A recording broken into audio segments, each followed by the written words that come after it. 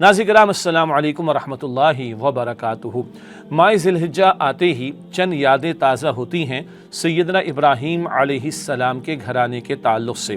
ابراہیم علیہ السلام کی کئی نسبتیں ہیں، وہ امام الناس بھی ہیں، لوگوں کا امام اللہ نے ان کو قرار دیا، وہ خلیل اللہ بھی ہیں یعنی اللہ کے دوست، اور وہ ابو الانبیاء بھی ہیں، انبیاء کے والد، ان کی نسل میں ہزاروں انبیاء علیہ السلام تشریف لائے۔ پھر ان کی زندگی امتحانات سے بھری ہوئی ہے۔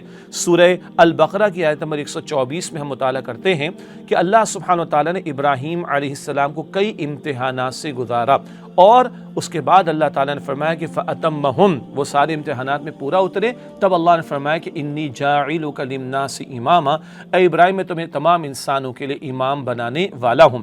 کئی طرح کے امتحانات جس قوم میں تھے، وہاں گھر میں آزر وہ بت فروش بھی تھا، بت پرست بھی تھا، قوم میں ستارہ پرستی کا شرک بھی تھا، بت پرستی کا شرک بھی تھا، شاہ پرستی کا شرک بھی تھا۔ اس توحید کے اندھیروں کے درمیان میں کھڑے ہو کر اعلان فرماتے ہیں انی وجہت وجہی للذی فطر السماوات والارض حنیفا وما انا من المشرکین۔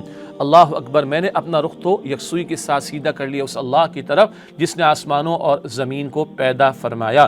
تو شرک کے اندھیروں میں توحید کا نعرہ، قوم جان کی دشمن ہوئی تو آگ میں ڈالنے کو تیار ہو گئی، ابراہیم علیہ السلام بے خطر آگ میں کود پڑے اللہ کے حکم کی خاطر، البتہ اس آگ کو اللہ سبحانہ وتعالی نے سلامتی والا بنا دیا۔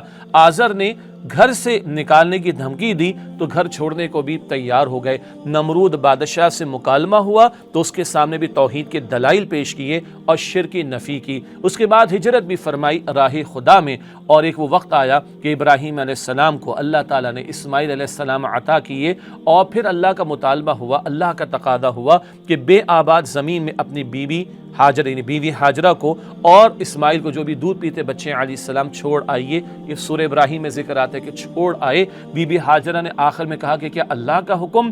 تو فرمایا کہ ہاں اللہ کا حکم۔ تو اللہ کی بندی کہتی ہیں کہ اللہ ہمیں ضائع نہیں کرے گا۔ پھر وہ صفا مروہ کی سعی کا معاملہ اللہ کو اتنا پسند آیا کہ زمزم اللہ نے قیامت تک کے لیے جاری فرما دیا۔ پھر امتحانات کی انتہا آئی، اور جب اللہ سبحانہ وتعالیٰ نے حکم دیا کہ اپنے بیٹے کو اپنے ہاتھ سے ذبح کر دو، اللہ اکبر، سورہ صافات میں آیات 100 سے 110 کے دوران میں ذکر آتا ہے، اور ابراہیم علیہ السلام اپنے بیٹے کے گلے پر چھری پھیرنے کو تیار ہو گئے۔ 100 برس کے بوڑھے والد کے سامنے 12-13 برس کا ایک بچہ ہے جو ابھی چلنے پھرنے کے قابل ہوا، بڑھاپے کا واحد سہارا ہے، اور اللہ سبحانہ وتعالیٰ فرماتا ہے کہ ذبح کر دو، اور اللہ کے حکم کے سامنے وہ جھک گئے۔